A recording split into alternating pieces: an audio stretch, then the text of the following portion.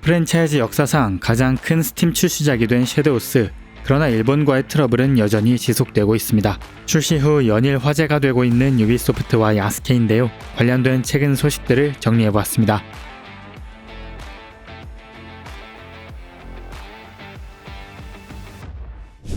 먼저 지난 19일 일본 국회에서 언급된 어쌔신 크리드 섀도우스, 그리고 이에 대해 데이 1 패치를 적용한 유비소프트에 대한 소식입니다.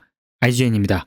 IGN은 유비소프트가 사원과 신사를 포함한 여러가지 중요한 변경사항을 담은 어쌔신 크리드 섀도우스의 1일차 패치를 조용히 출시했다고 확인했습니다. 유비소프트는 IGN에 이 업데이트에 대한 패치노트를 제공했으며 회사는 이 패치노트가 어떤 공개 발표에도 포함되지 않았다고 확인했습니다. 다양한 버그픽스가 있었지만 특히 사원 파괴와 시민을 살해하는 것에 대한 조정이 눈에 띄는데요. 계속해서 보겠습니다.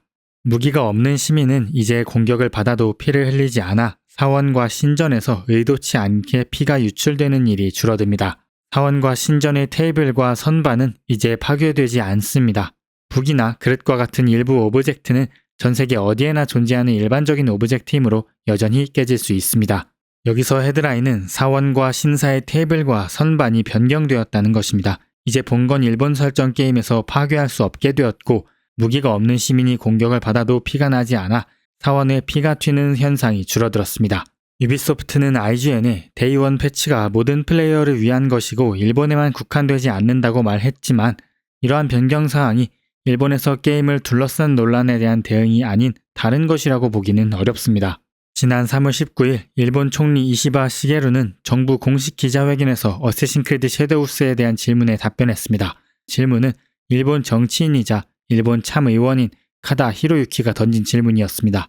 올여름 재선에 도전하는 카다는 이렇게 말했습니다. 플레이어가 게임 속 실제 장소를 무단으로 공격하고 파괴할 수 있도록 허용하면 현실에서도 비슷한 행동을 부추길 수 있다고 우려합니다. 신사 관계자들과 지역 주민들도 이에 대해 걱정하고 있습니다. 물론 표현의 자유는 존중되어야 하지만 지역 문화를 비하하는 행위는 피해야 합니다. 이시바 총리는 이에 동의했습니다. 이 문제를 법적으로 어떻게 해결할지는 논의해야 할 문제입니다. 신사를 훼손하는 것은 국가 자체에 대한 모욕입니다. 자위대가 이라크에 파병될 때 우리는 사전에 이슬람 관습에 대해 공부하도록 했습니다. 한 나라의 문화와 종교를 존중하는 것은 기본이며 이를 무시하는 행위는 결코 용납하지 않을 것임을 분명히 해야 합니다. 공개된 어쌔신 크리드 섀도우스 게임 플레이 영상에서 훼손된 신사는 카다의 선거구 내에 있는 효고현, 히메지에 있는 이타테 효즈 신사입니다.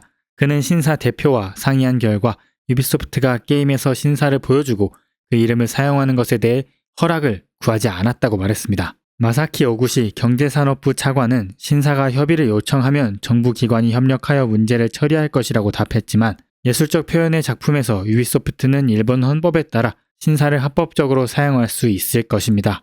두 장관의 답변은 기껏해야 모호했고 특히 유비소프트가 이 첫날 패치로 이러한 우려사항을 사전에 해결한 것처럼 보이기 때문에 특별한 조치로 이어질 가능성은 낮아 보입니다. 유비소프트는 출시 첫날 100만 플레이어를 달성했다고 발표했습니다. 물론 이는 100만 장을 판매했다는 의미와는 조금 다릅니다. 유비소프트는 구독 상품으로 섀도우스를 할 수 있기 때문에 정확한 판매 수치는 아직 알 수 없습니다. 이어서 WCCF 테크입니다. 유비소프트는 어쌔신 크리드 섀도우스가 이미 오리진과 오디세이의 출시를 뛰어넘어 200만 플레이어를 돌파했다고 자랑스럽게 발표했습니다.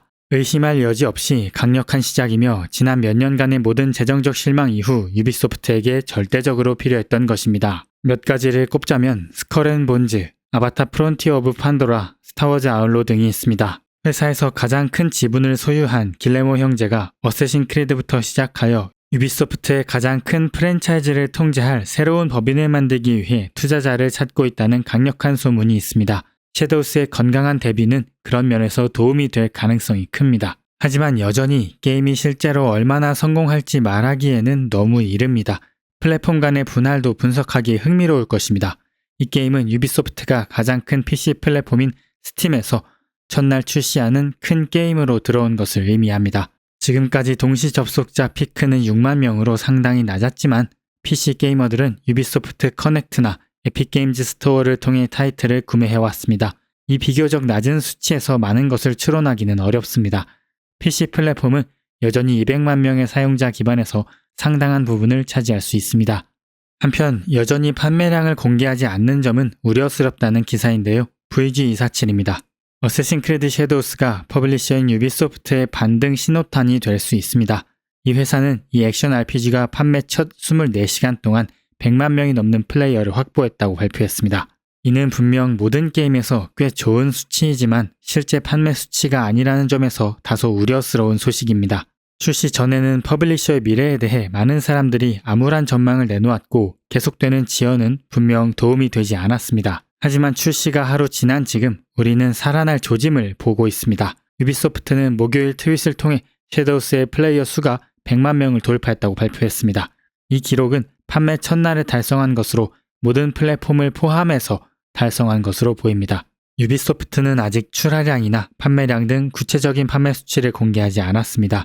최신 어쌔신 크리드 게임에는 초기 매출 상승보다는 플레이어 유지에 의존하는 라이브 서비스 요소가 많기 때문에 퍼블리셔는 일반적으로 그렇게 하지 않으며 활성 플레이어 수에 더 신경을 쓰고 있습니다. 2025년에 출시된 다른 주요 스팀 출시작의 성과를 보면 몬스터 헌터 와일즈의 동시 접속자 130만, 킹덤 컴 딜리버런스 2의 25만 명 기록에 비하면 섀도우스의 숫자는 작게 보일 수 있습니다.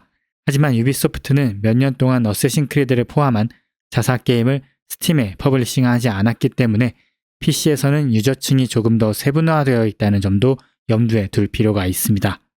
자, 이번에는 섀도우스의 엔딩 크레딧에 대한 이야기입니다. 갑자기 이게 무슨 소린가 싶은데요. 섀도우스의 엔딩 크레딧은 무려 2시간이나 재생된다고 합니다. 이는 다른 AAA 게임과 비교해도 상당히 긴 볼륨을 자랑하는데요. 그렇다면 이것이 의미하는 바는 무엇일까요? 먼저 데파크 플레이스입니다. 유비소프트의 어쌔신 크리드 섀도우스 출시에 어려움을 겪고 있는 상황에서 더욱 이상한 일이 벌어졌습니다. 게임을 완료한 플레이어들은 크레딧 시퀀스가 전례 없이 긴 2시간에 걸쳐 진행되는 것을 발견하고 있으며 이는 현재 재정난을 겪고 있는 회사의 상황을 고려할 때 비현실적으로 보입니다. 영화 역사상 가장 긴 크레딧 시퀀스 중 하나로 유명한 반지의 제왕 왕의 귀환조차 10분 이내에 마무리됩니다. 유비소프트의 최신 출시작은 크레딧을 그 길의 12배 이상으로 확장하여 이름, 스튜디오, 부서 및 법인의 끝없는 스크롤처럼 느껴집니다. 이와 같은 AAA 비디오 게임의 경우 크레딧 롤이 10분에서 30분 사이에 실행되는 것이 일반적입니다. 이건 정말 최악입니다. 보고서에 따르면 어쌔신 크리드 섀도우스는 3,000명 이상의 사람들이 참여했으며 유비소프트는 전 세계 팀의 노력을 모았습니다. 또한 크레딧에 주목할 만한 부분은 글로벌 다양성 및 포용성 인력에게 할애되었다는 것인데 이는 유비소프트의 기업 이니셔티브를 강조하기 위한 의도였을 가능성이 있지만 지금은 퍼블리셔의 우선순위에 대한 비판을 불러일으키고 있습니다. 유비소프트는 최근 역사상 최악의 재정 위기에 직면해 있습니다. 현재 14억 유로의 순부채와 25억 1천만 유로의 총 부채를 안고 있습니다. 게다가 유비소프트의 직원 수는 18,000여 명으로 연간 7억 5천만 유로에 가까운 비용이 소요되고 있습니다. 이러한 수치로 인해 주주들은 경영진 교체에 대한 요구가 점점 더 커지고 있으며 유비소프트가 생존을 위해 주요 자산을 매각하거나 파산에 직면해야 할지에 대한 추측이 커지고 있습니다. 많은 사람들에게 2시간에 달하는 긴 크레딧은 단순히 이상한 것이 아니라 게임 개발에 대한 유비소프트의 비대하고 비효율적인 접근 방식을 상징합니다. 팬 중심의 완성도 높은 제품을 제공하는 데 집중하기보다는 기업 구조를 확장하고 여러 부서와 이니셔티브를 통해 궁극적으로 최종 경험을 개선하는 데 거의 도움이 되지 않는 사업을 추진하는 데 더 관심을 쏟는 것처럼 보입니다. 수십억 달러의 부채, 주가 하락, 연이은 부진한 출시작으로 인해 불안정한 재무 상태를 겪고 있는 유비소프트가 이런 식의 무리한 확장을 얼마나 더 지속할 수 있을지 의문이 들 수밖에 없습니다. 유비소프트가 절실하게 어쌔신 크리드 섀도우스를 재정적 구원의 줄로 삼아야 했던 시점에 그들이 내놓은 것은 오히려 논란, 낮은 유저 참여도, 그리고 퍼블리셔의 잘못된 운영을 상징하는 듯한 엔딩 크레딧으로 얼룩진 게임이었습니다.